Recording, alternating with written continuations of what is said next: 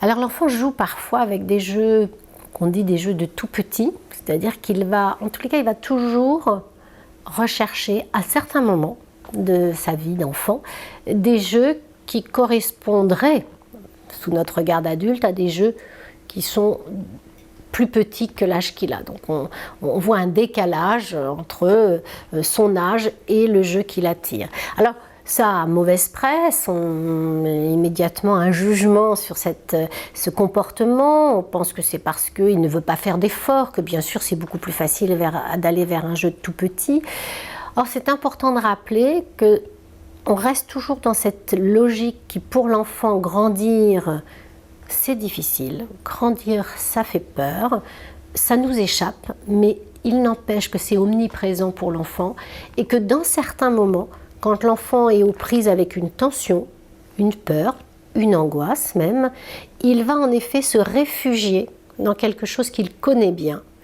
Et dans les activités ludiques, le jouet de plus petit, le jouet de tout petit, est un jeu qui le rassure parce que le jouet n'est pas qu'un objet vide de sens.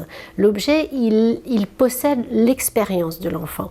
Le jouet, il possède sa croissance, il possède son vécu. Il possède ce qui lui a permis de traverser des étapes de sa vie. Donc, dans des moments où l'enfant est un peu mis en difficulté, eh bien cet enfant va aller rechercher un objet de tout petit dans lequel il va se réfugier un temps, parce que là il est dans le connu, et ensuite il pourra, parce qu'il est rassuré, aller vers l'inconnu.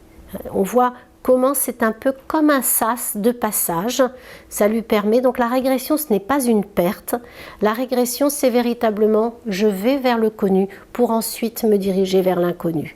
C'est intéressant pour, alors quand les enfants qui viennent en consultation psychologique où il y a en général à l'origine une inquiétude parentale ou une plainte parentale ou une critique parentale sur le comportement de l'enfant, presque systématiquement, l'enfant qui rentre dans un bureau où il sait qu'on va parler de lui, mais d'une part de lui qui est une part qui narcissiquement ne nourrit pas le parent et qui déplaît aux parents et donc il en est atteint, même s'il n'en laisse rien voir, va aller se réfugier dans cet espace-là avant de pouvoir entrer en relation comme un grand, j'ai envie de dire, pour parler de ce qu'il met à mal.